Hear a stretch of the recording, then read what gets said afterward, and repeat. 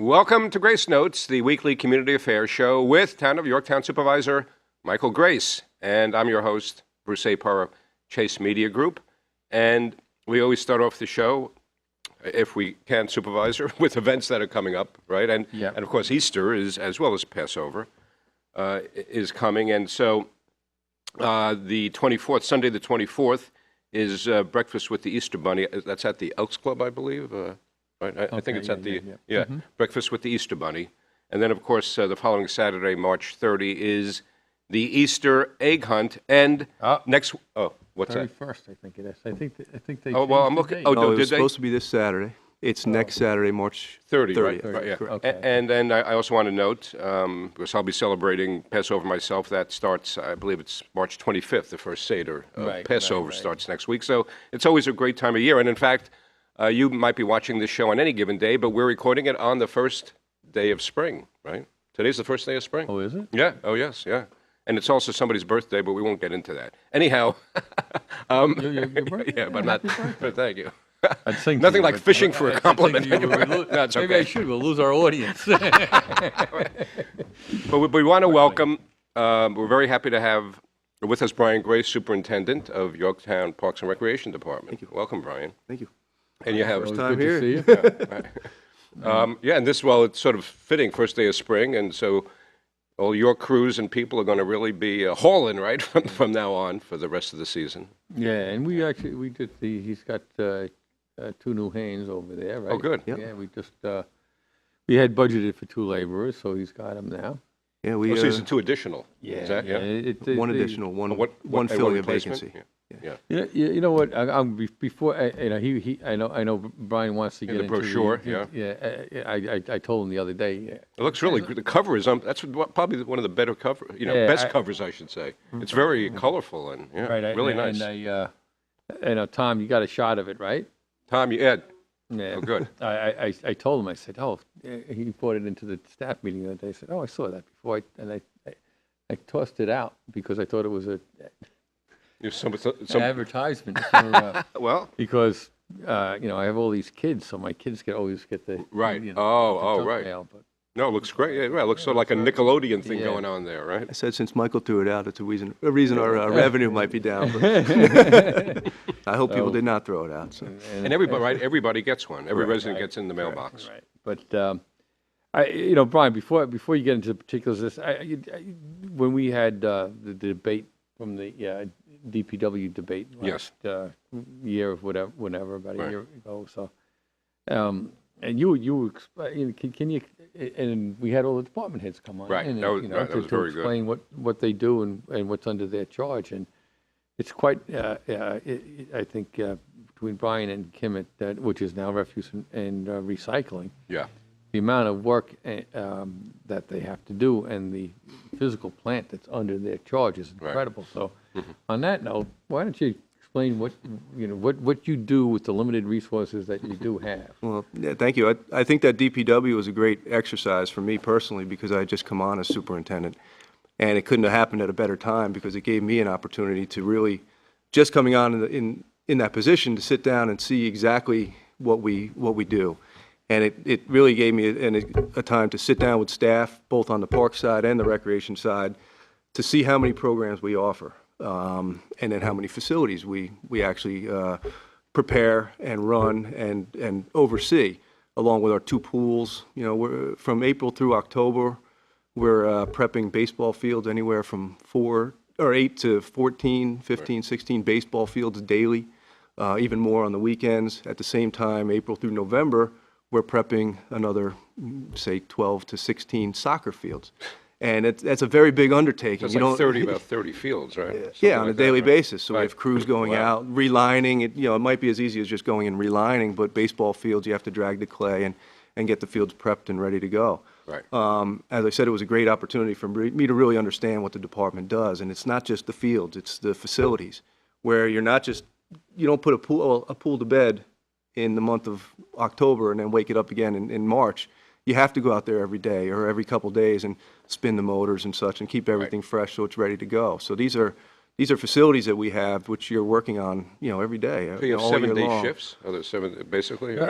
In the summer, we do. Yeah, right. We do bring on a lot overtime and Weekends, such for the weekends, because, obviously the fields are most used during the Right. weekend.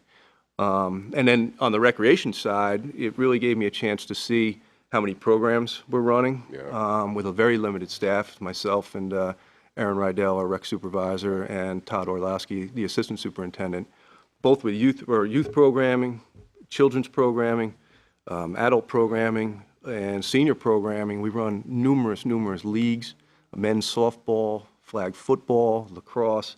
So we're kind of busy. We're getting ready now, and we started getting the soccer fields ready last week prior to the snow, and started getting some of the baseball fields ready. So Right. we're hoping April 1st we'll be ready to go Yeah, with that's the right. They fields. start mid-April, basically, the clubs. Yeah, no, Yeah. and They've already been up at Legacy Field practicing soccer. Right. So we're And then they have the parades, the opening day parades in April. Yeah. yep. No, it's amazing the amount of physical plant Yeah. that they have to take care of. And it's Yeah. not just the ball fields that they take care of, it's also these little pocket parks and Right, yeah. some of the right, other mowing right. that they have to do. And it really is amazing. The other thing that they've done, new for this year, is the building at Sparkle Lake is Right. been buffed and painted Little facelift. and Right. ready to go for, we were looking to rent it so people can rent it for their own private affairs. Oh. And it's a beautiful spot. Yeah, it is. right It's a on great Sparkle spot. Lake. Yeah, right. You know what the occupancy is, the maximum? I think about 60 comfortable. So, I wouldn't want to go much over that, but Right, and it's now been newly painted, right. cleaned up. I guess we have work to do in the bathrooms. we have a little still. bit more work to do in the bathrooms. It'd be nice to some new sinks, some toilet seats and such. Right. But the main part was get it painted and get it presentable to really have a nice party. I feel in like for there. children's parties and things like Yeah, that. Whatever, anything. any kind of You could party, do, adult you know, parties. Baby shower, Family children's- reunion. I mean, you Right. have That's nice, there's yeah. a field outside. I mean, they can supply badminton or whatever they want. So it's really it's a beautiful spot. Yeah, it is, yeah. And But there's no kitchen facilities, all right? There's a sink, but not kitchen facility. Right, no, right. it would be if have you to wanted to have bring a it in, party, bring in your you'd own, cater yeah. it in, right?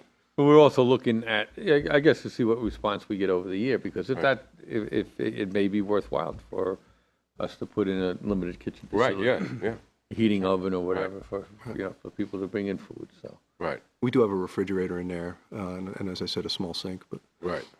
So in that case, somebody theoretically would book it through the Parks and Rec they would Department? call if our that's- office and yeah. book it through. We're planning on April 1st to be able to start taking reservations.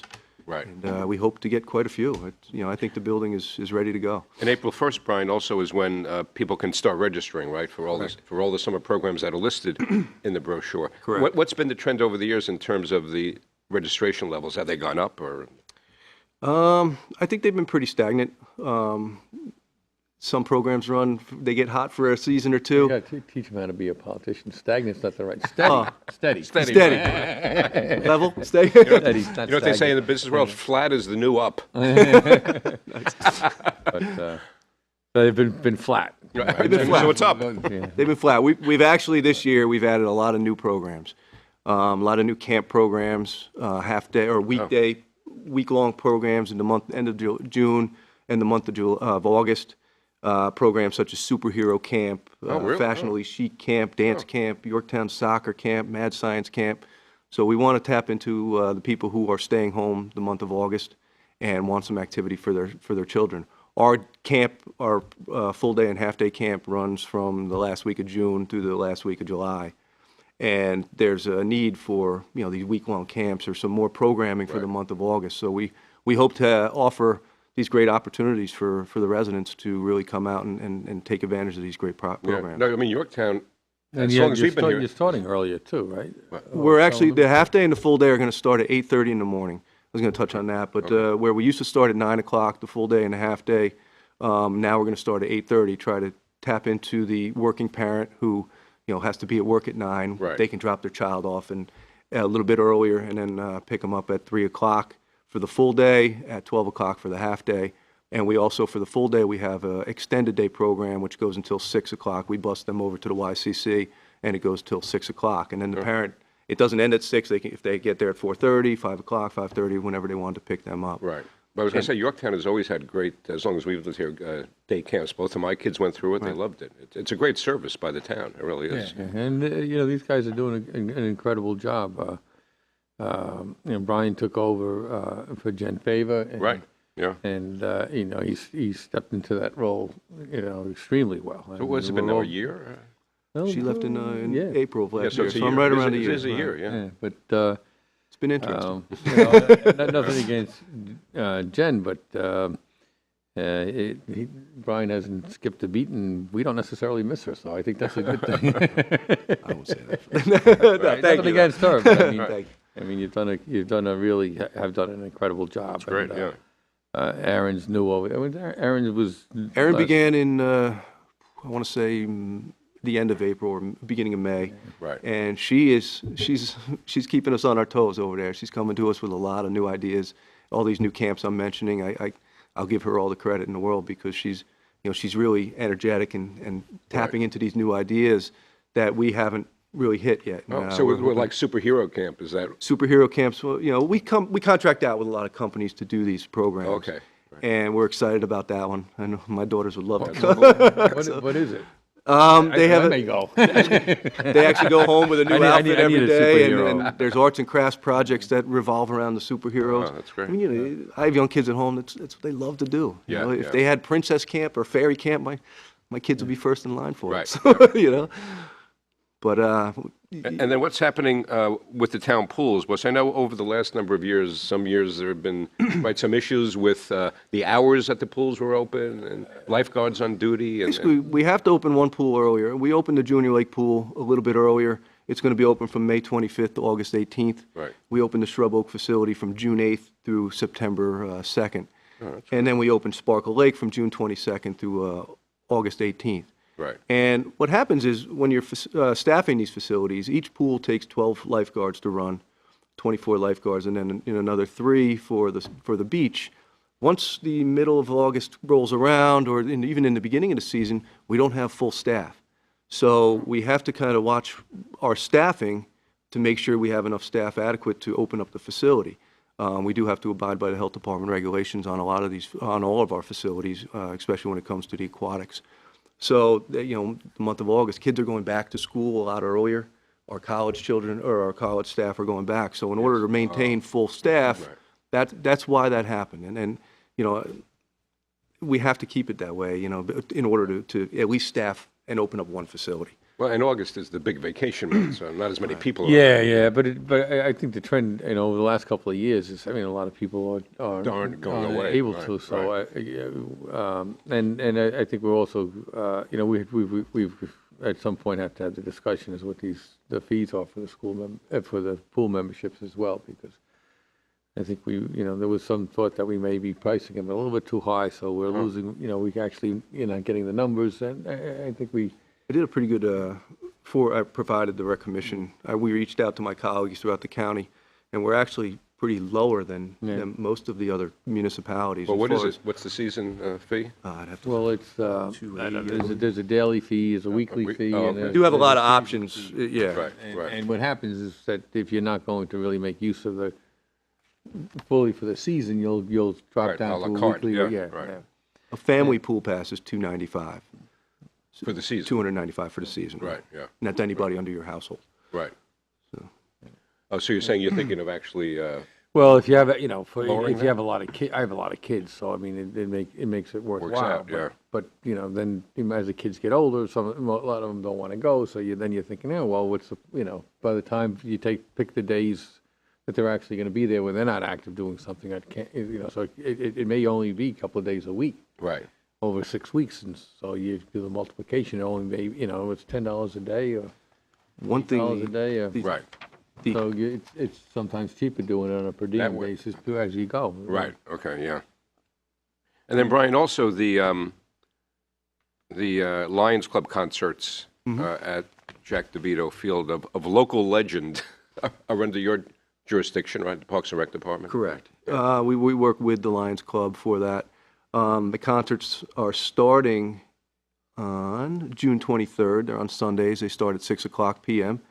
And June 23rd, July 7th, and 21st, August 4th and 18th, and September 1st.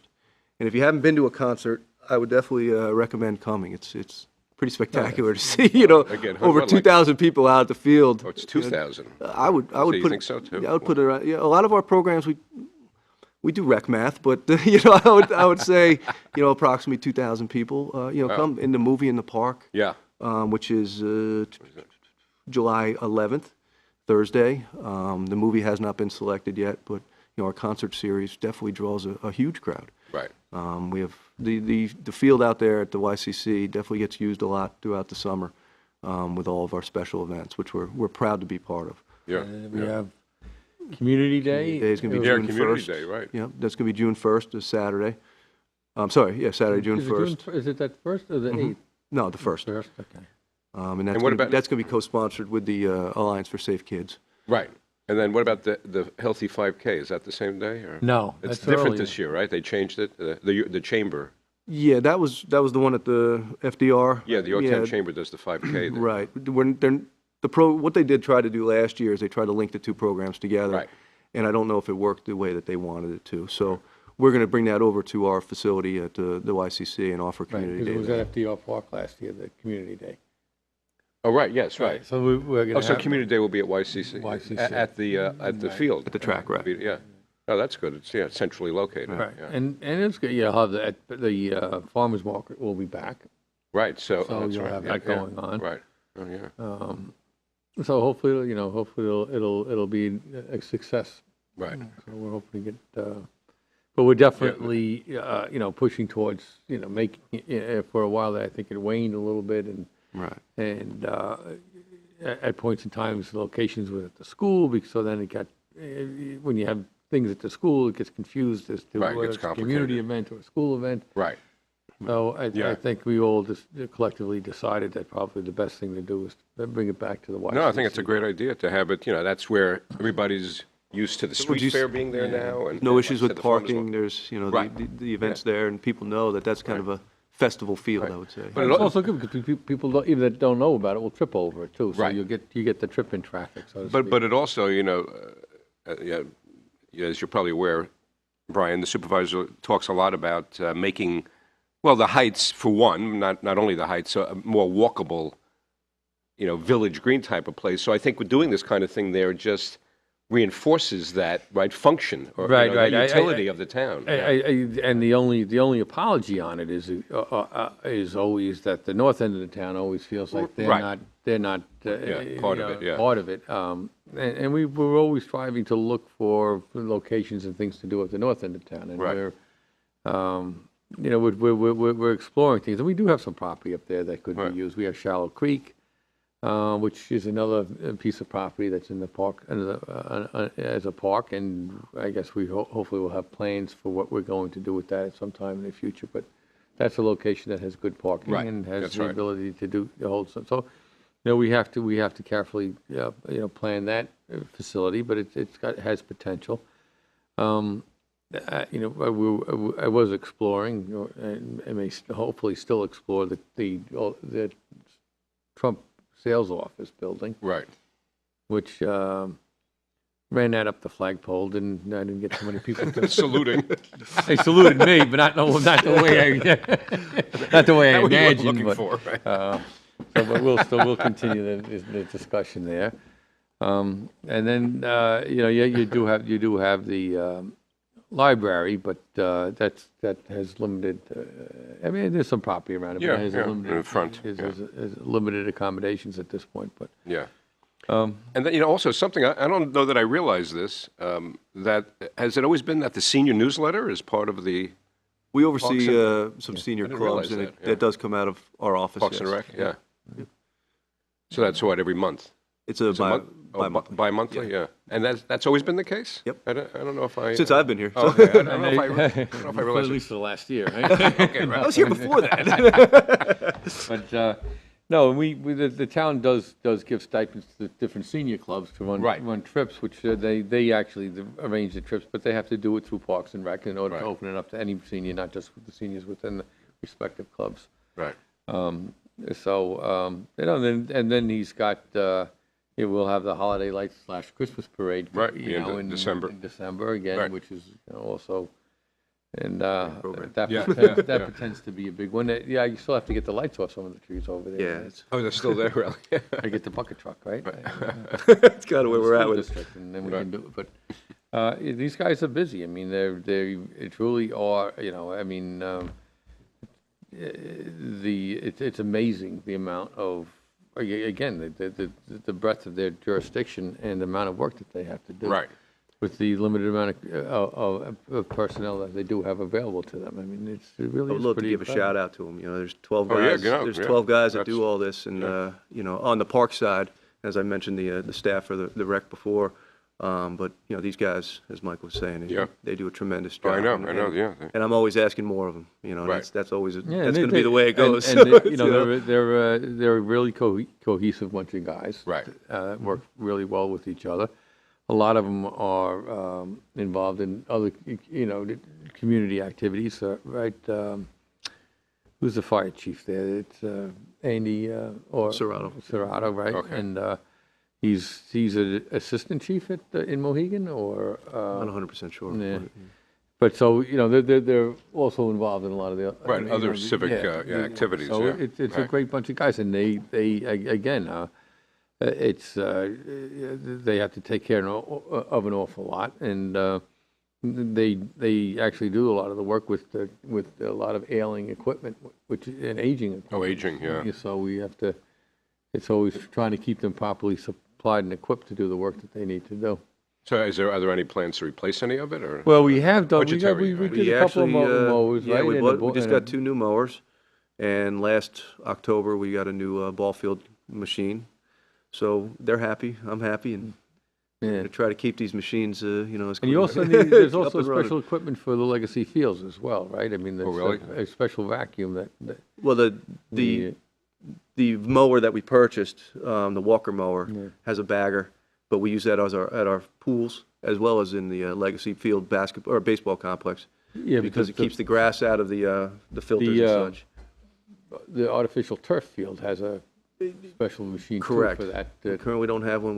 You borrow We from the, borrow from the school district, right? Oh, really? Yeah, because You need a special machine that that has turf tires and such. That, Oh, okay, you know, right. It's Oh, right. recommended Oh, okay. for that. Right. So you're not using big, heavy, knobby it tires. up, but yeah, right. it's good to drag that turf, a couple different directions a few times a year. Right.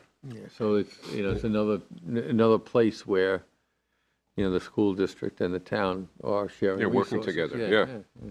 And then, Brian, we should also mention that, right, that up until April 1, young people can still apply for summer positions, right? Correct, through the end of this month. Lifeguard positions, if you're certified, counselor positions, and pool checker positions, temporary seasonal employment for working in the parks, weed whacking and such. Right. So They just contact Parks and we hire Rec. approximately 200 part-timers in the summer between Wow. our camps and our lifeguards and our seasonal employees. Right.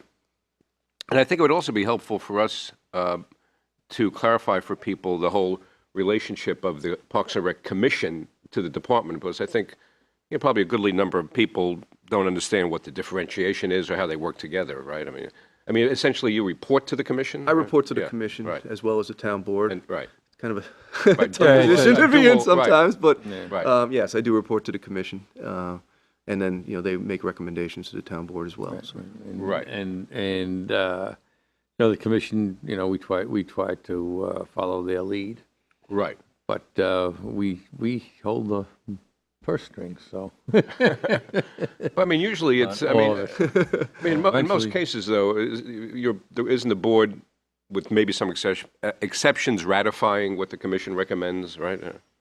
Yeah, I mean, experiences the last couple of weeks were maybe a little- different. A Okay, little, right. bit, a little interesting, but no, I mean, the thing is that we're actually going to have the Parks and Rec Commission in on a work session April 9th, on right? April 9th, and which will be good because I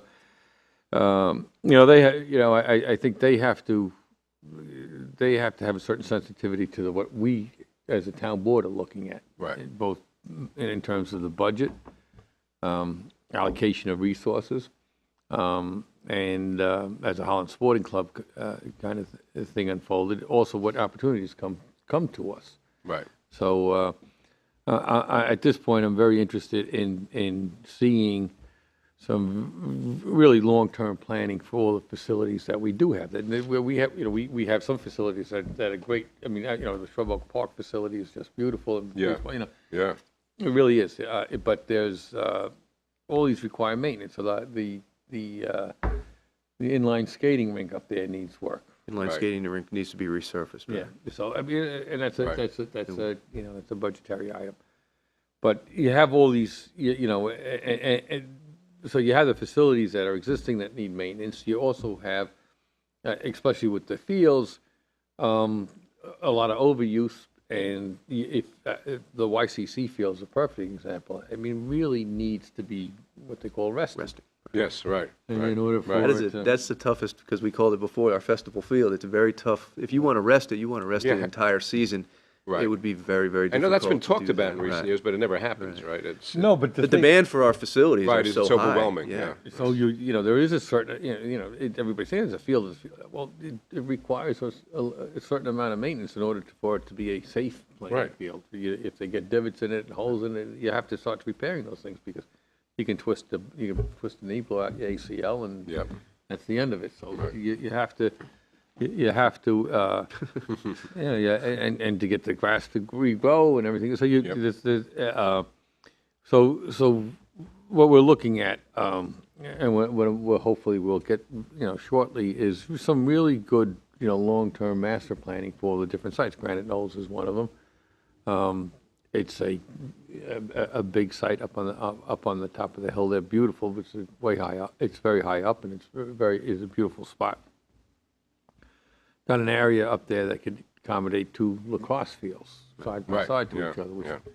then is the biggest athletic field, regulation athletic field that is, as fields go. So if you can get 2 lacrosse fields, you can do almost anything up there. The access to it is on a road that is off the property owned by Phoenix House. Right. So, I mean, they're very gracious to allow us to access our property on their road, but that certainly is not going to accommodate real use of the field because it's the road's only maybe 12 foot wide if it's that. So you really you can't get 2 cars to pass at the same time, and you have to do something about parking. It's got the old tennis courts up there, but there's some real infrastructure creation that has to go on up in Granite Knolls. But we have an opportunity now with getting, finishing off with some of the fill that may be available to us. And also, I've talked to Spectra Energy, which runs the Algonquin pipeline, and they're reinstalling, they're removing the old pipe. They go, if an 18-inch pipe going to 24-inch pipe. And that's a federally regulated program, installation. So we don't have much to say about it, but we were looking at, actually, they're going to need staging areas for the reinstallation of the pipe. And a perfect staging area for them is right by their pipeline, which is just north of their pipeline, which is just south on the toe of the Granite Knolls fields. Right. And the stretch of pipeline that they would have to, that staging area could accommodate is everything from Lexington Avenue across the Deconic, and actually then goes on the other side of the Deconic, goes through Legacy ball fields. All right. So that's where all that pipe's going to be, it has to be excavated and reinstalled, and they have to tunnel under the Taconic State Parkway, but I guess they have, but the rest of it probably will be done by your standard issue machinery and backhoes, but they're gonna have to have a staging area. So we're looking at getting that cooperation and maybe creating an access road to the fields at Granite Knolls. And a parking lot. Well, I mean, widening the road, or? Well, they have to get a staging area, so they have to get trucks in there, they got to get Right, equipment in there, right. they got to get pipe, they got to get inventory Right. in there. So they're going to need they're going to have, at certain locations along that pipeline, they're going to look for Oh, I staging see. areas. Oh, so they would do that. So Yeah. we would give them the ability, it's our Right. property, we could give them the ability to create a staging area for Right. for their project. But then we would be able to. Then we right. would be able to then, take it over yeah. as that would create the parking lot that we need and the access road to Granite Knolls. So it would be almost, we'd get all that for nothing, which would solve a big problem. We put two sizable fields online for us. Yeah, oh, yeah. The issue always becomes is him and his 8 guys are going to have to Take mow care of it. that too, right, yeah, right. But, we're trying to look at creative ways to get these things done on a budget, on a very low budget, with the help of other projects that come into town.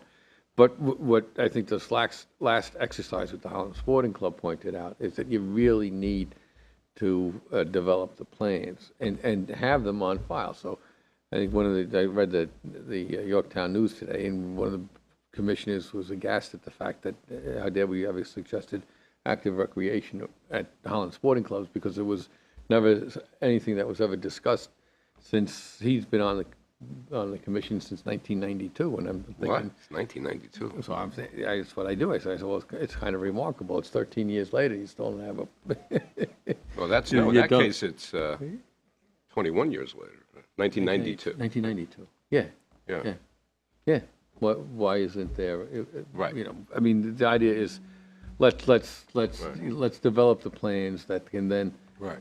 so that we do have them on file. So at the moment an opportunity does arise, we can Right. go right to it. The concept's already there. Right. Or even some of the engineering is already there, and then we can move towards it because opportunities do arise. Right. So hopefully we'll get there with the rec commission, and it really is dialing in, it's with some intelligence, what are the real needs? Right. What are, what are, Right. and what are not only what the needs are, because there are people that just have an endless appetite, Right. but what is also practically doable in terms of, we could, let's say we had the ability to create 15 different fields out there. I don't have the. That wouldn't help me.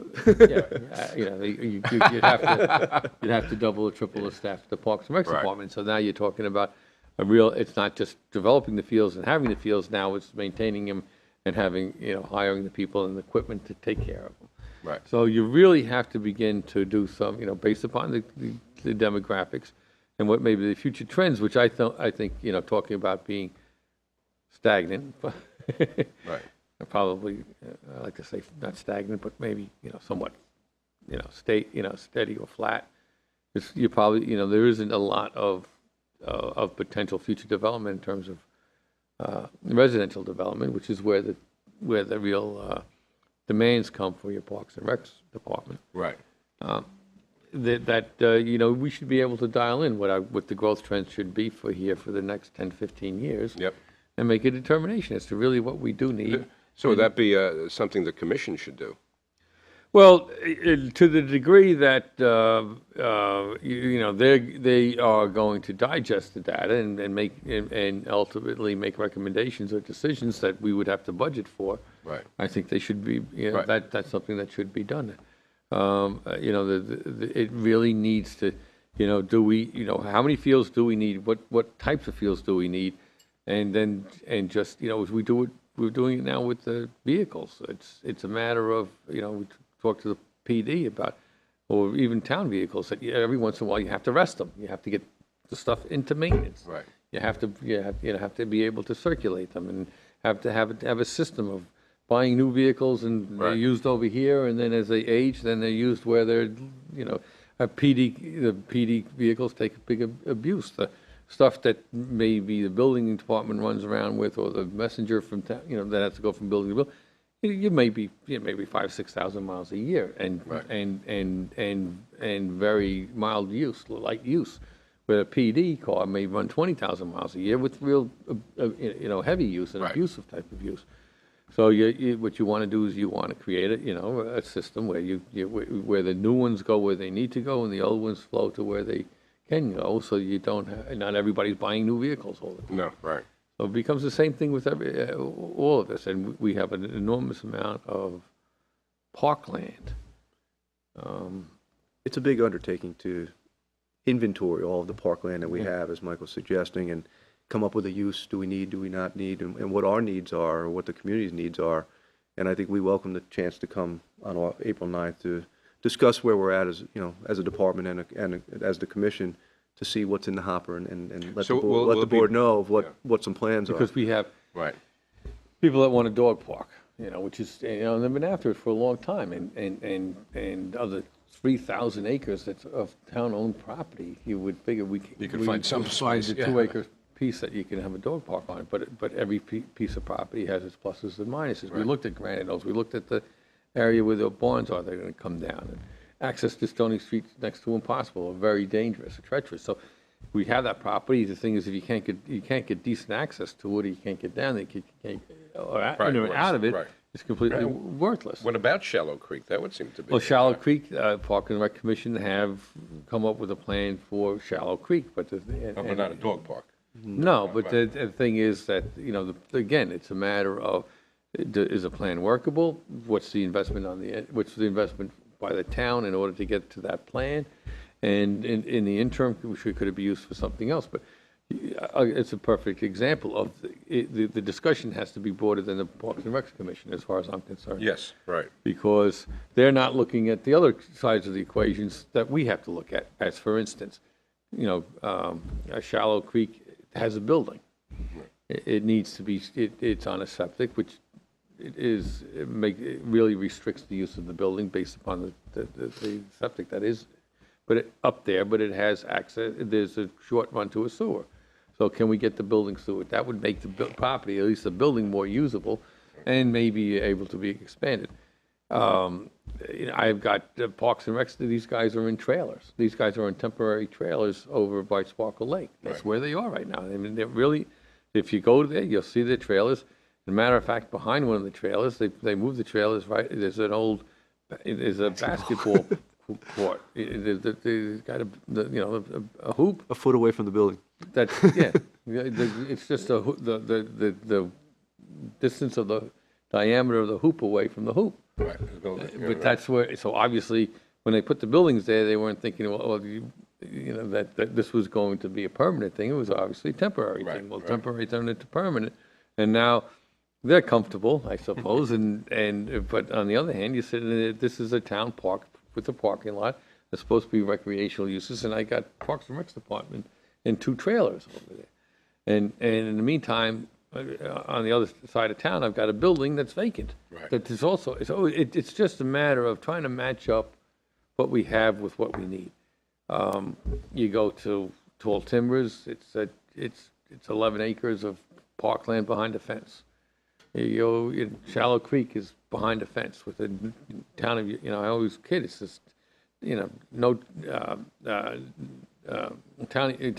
property owned by the town of Yorktown, park or whatever, and no trespassing. And which is just, I kind of laugh at it. Here's the town parkland, and it's telling me, no, don't come on. Right. And the thing is how can you do this? So, and you have that now, now we have chains on the posts up at Holland Sporting Club. Right. And the whole idea is I really don't want to see that to be that trend to continue. Right, right. So, let's unlock these parks, put on, do something with the ones that we do have. Start to come up with plans and, whatever the plans are, to the degree, that everybody can agree on them, that's great. To the degree we have to debate them a little bit, and push it, Right. But let's push something to get it done. So the Holland Sporting Club, they've come up with a plan, hopefully. Right. And so, let's now begin to. But this is the commission you're talking about. Which is fine. So Right. now let's begin to execute it. Right. But beginning to execute it means now you have to go up there. There's an enormous amount of debris, fallen trees, stuff that has to come out to make the place usable. There's a lot of earthwork and other things that have to be done. Unless you begin to chip away at it, it'll never happen. So let's begin to identify what has to be done, and to the degree that we can do it, to the degree that we can use town in-house resources to do it. Let's see, let's start chipping away at it so we can make this thing work. Right. Rather than we're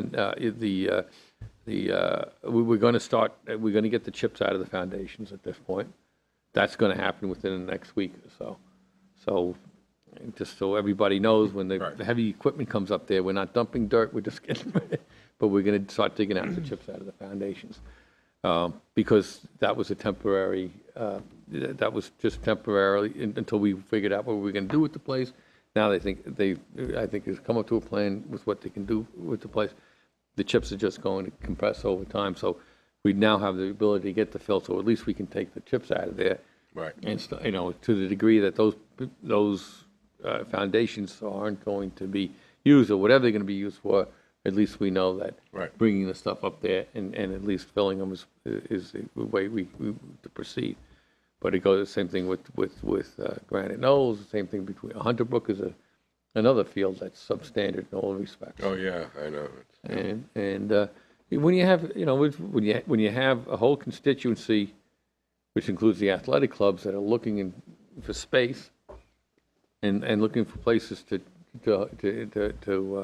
have their events, when you have and then you have an inventory of properties that are in the state of complete and utter limbo, and a rec commission that's going to hopefully make recommendations on it, and a Parks and Recs department that at the end of the day, all the decisions we make is going to impact this gentleman and his crew. I mean, they're the guys at the end of the day have to say, wait a second, we've got to manage these things, we've got to take care of them.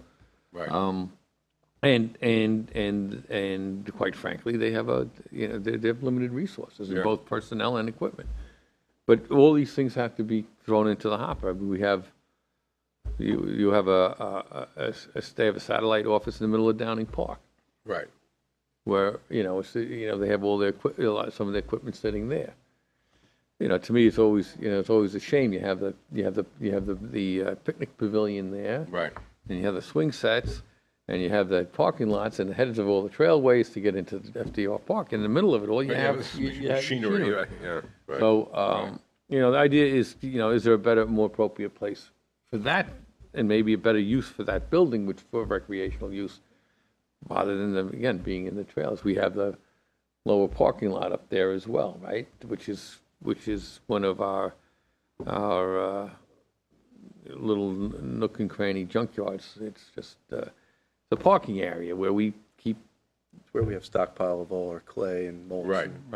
Dirt materials and old equipment and old vehicles and so you have these little pocket storage yards. So maybe we need to try to look at consolidating those places, or making good use of this stuff. Right. And it really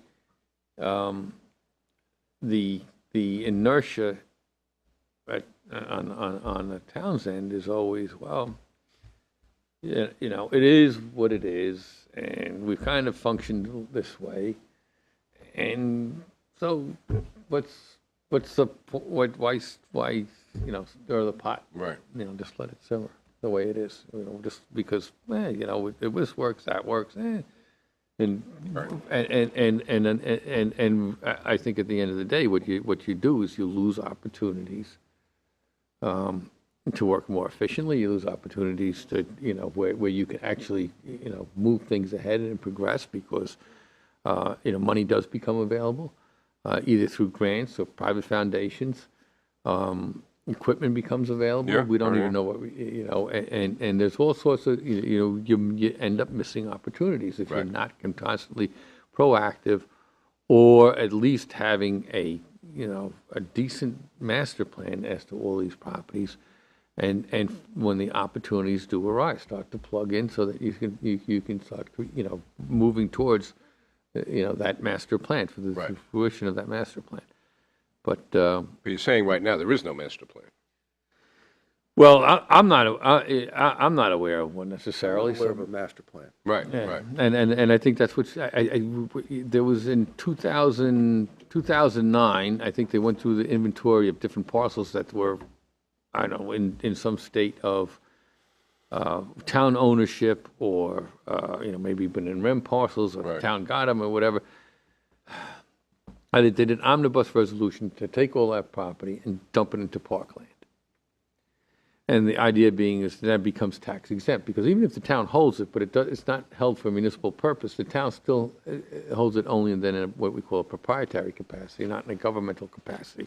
And the difference is that if you hold it in a proprietary capacity, you still have an obligation to pay the school tax, county tax, Right. and any other tax other than the town tax per se.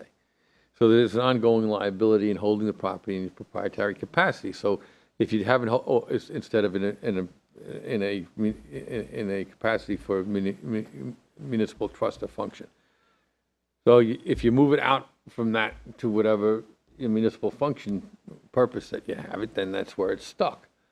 So paper roads that become real, people have developed, become real roads that goes from, it goes into the town, be held in trust for the public as a road. Same thing. So if you designate something parkland, that goes into the parkland designation. Well, what happens then is that it becomes tax exempt, but then it restricts what you can do with it. And there are very strict rules in terms of parkland. And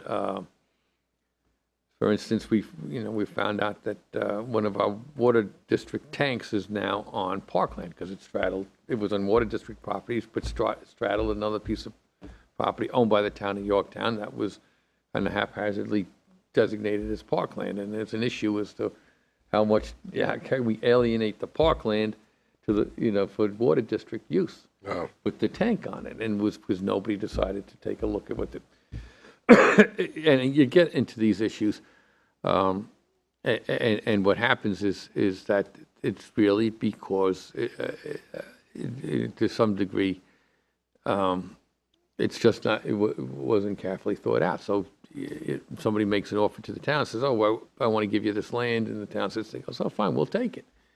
They take it. There's an ongoing liability, if it's held in the proprietary capacity. So they decide, well, to stop the bill from running, we'll just shift it over to parkland. Well, now you're restricted as to what you can do with it completely. Right. If you want to do something different than what parkland restriction allows you to do, then you have to decommission it, which requires some state legislature approval. Not a bit difficult to get, but you still have to go through that process. In the meantime, it becomes, sits there and becomes fallow. And a lot of it is, Tall Timbers is a perfect example. Right. I'm shocked. On a weekly basis, I learn about more parkland that we have. Oh, really? Be it a small parcel or a big parcel. And you learn about it by, a tree that needs to come down or a fence that needs to be repaired. Yeah, probably. Right.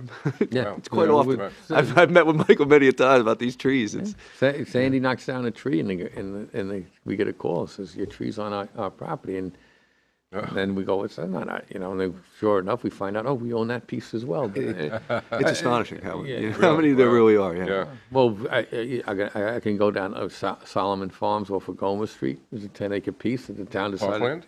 Yeah. Well, town at one point decided to buy it because it was going to go to development. People butted up against Jefferson Village. Jefferson Village didn't like the fact that somebody was going to develop the property. The town bought it. Now the town owns it. We've got. I had a client that was going to put 3 lots in at the base of Turkey Mountain, at the access road to Turkey Mountain. He went through the approvals, got the approvals, went out there ready to do his project. Town came in, bought it. So 22 of the 25 acres was going to be dedicated to the town anyhow, as open space. There's one on and they took 3 acres. They paid $1.5 million for it. There's one on 6N on right after Seola Manor. Between Seola Manor and another house, there's a fence that was all battered from years of trees falling on it. Useless piece of property. And I was out there 2 days ago and realized, this is parkland, and we have to fix the fence now that borders. So you find out about them. Right, A resident will call and say, "Hey, it's your property," and we check the tax map, and sure enough, it's our property. And Yeah. And there's a real ongoing liability that we own at the outlet of Osceola Lake. Is town-owned property. And what about Sanctuary over here on 118? That's private. Oh, it's not. private, All right. right. Yeah. All right. But it's give us ju- more property. No, I'm not trying to. But up on the Mohegan Highlands, there's a big swath of it. Between everybody says, "Oh, you're looking to turn 202 to Central Avenue." I've heard that criticism, and I'm thinking, don't worry, anybody. It's never going to be that because the town owns 500 acres of open space on the north side of 202. Right. And it's quickly adding on, and it's adding on to that. So whole Sylvan Glen, Granite Knolls, The State Land Corp, if they come in, they want to give another 50, 60 acres to the town in the back. It's never going to happen. But what does happen is the people in the Mill Pond area, which is at the foothill of that big downward slope, are constantly getting flooded. Yeah, And there's all these rivulets coming off that mountain, which is on the other north side of 202. If we take on the property, we also take on the liability of having to contain the water, making sure the downstream people are not flooded, everything else. So it becomes a major liability. So unless you have a plan as to what you're going to do with it, how you're going to do it, how you're going to handle it, not just in a 5-year period, but in a 50-year period, you're better off not taking it, because at some point it becomes a liability to the town. Right, yeah. And then everybody sits here and says, well, we never thought of that, and now we got this big bill, we got to, or potential big bill or liability that we have to deal with, and what do we do with it? So we have a lot of these, pieces. Some of them are interconnected, but Granite Knolls on the east side of Stony Street we went down there. We disagree on this, but as far as the trail system that's in there it's a great trail system between the Woodlands and then across the Taconic, Granite Knolls east to Granite Knolls west into the Sylvan Glen property. Right. There's approximately 20 miles, 15 to 20 miles of hiking, biking trails, which they're pretty top notch, I think. And, Right. We work with the New York, New Jersey Trail Conference, the Westchester Mountain Bike Association to maintain our trails. Right. So thankfully my guys aren't in there cutting trees down when they fall, but it's quite a park system, and you don't Yes, find it that is. in local municipalities. Not around here at least. But we have to get the barns down. Right. So And we have to try to get a safe access. And, if the barn area is going to be a trailhead parking area, something along perfect those lines, location for it, but you still have to get the in- barns down is a yeah, whole nother issue. So Getting in and out of there becomes an issue. So you have to have a engineered plan of saying, well, this is what this is what we want to do. We want to maintain this area as these trails, and as part of that, well, now you have to give. I guess you can park up at Legacy. problem with parking at Legacy is we're not open all the year round. So, Right, and but it people closes- hike or snowshoe or Right. cross-country ski all year long. Right. So, the best parking areas are the end of Strang Boulevard, which doesn't accommodate a lot of cars, or the end of Buckhorn Street, which can accommodate, 7 or 8 cars. Right. So a bigger parking area is needed, and you're absolutely correct. The barn area on Stony Street is a perfect area, but the thought never went into, all right, we have this barn, or we're taking on this barn. Right, Let's it's create you a got- parking lot, so. And it needs the entrance and exit area to that, what would be a parking area, has to be engineered. Right. And that's a place where, you end up having retaining walls, you're going to end up having fill, because just to make the turns in and out safely, you're going to need it there. So it really behooves us to come up with the plans for, Right. all right, this is what we want to do with this piece of property, this is what we want to do with this piece of property. And then how do you get to the point where the properties actually can be accessed and utilized for whatever Right. purpose you want? Have the plan available so that you can, if the opportunities do arise, grant money, foundation money, or even free, services or goods, that we can implement them fairly quickly. Right. Other than saying, okay, now we gotta scramble, and by the time we scramble and get the plans and get whatever permits that we may need besides the local permits, the opportunity disappears. Right. So, Yeah, well, so it's- the it's- Parks and Rec Commission, you have your marching orders, master plan, right, yeah. well, it's and it's also it's helpful just in terms of the succession of leadership in Yeah. both from Parks and Rec's Commission, Parks and Rec Department, and the political leadership in the town. You really, the Honk Sporting Club is another good example.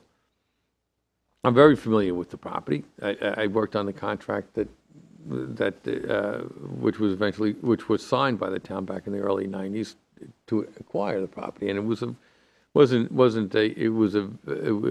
your standard deal. It had a lot of different nuances to it, and it had life estates in it. It wasn't a standard land deal. It was complicated, but we were able to secure the property, and I think at a very reasonable cost to the town. Although the Parks and Recs Commission were always upset every time we went to the trust and agency fund to pay the installments that were necessary to obtain the Holland Sporting Club.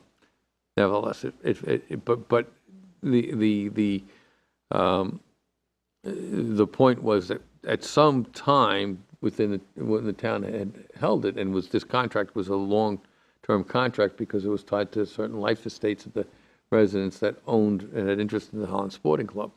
So by life estate, I mean that, and when that particular membership died off, literally, Right. then it became town property.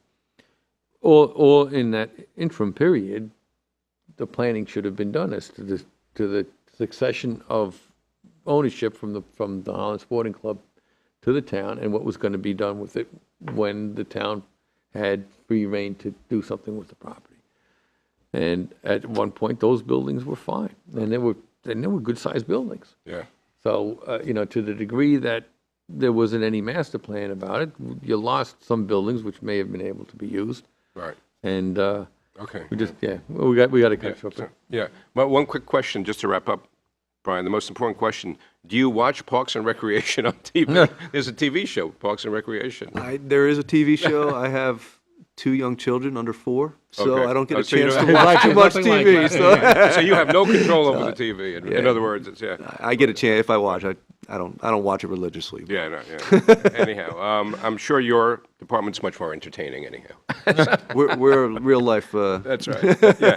Well, anyhow, thanks for being here, Brian Grace, Superintendendent of Yorktown Parks and Recreation, and great Oh job. yeah, I just wanted hold to up speak the book. one yeah? more thing about the Yeah. the brochure. We're trying to really catch up with the times here, and we started a new listserv program, email service, and it has a QR code on the back of our brochure. You scan that with your smartphone, or you can text the number to Yorktown Rec, this 22828, and we will email you about upcoming programs, facility information, and all kinds of information about camps and events and such. So please do that, and you will be kept in the loop of what's happening with Yorktown Recreation. Great. And with that, thank you for watching Grace Notes with Town of Yorktown Supervisor Michael Grace. I'm Bruce Apar of Chase Media Group. And be sure to catch us next time and every time, because Yorktown is your town. Thank you.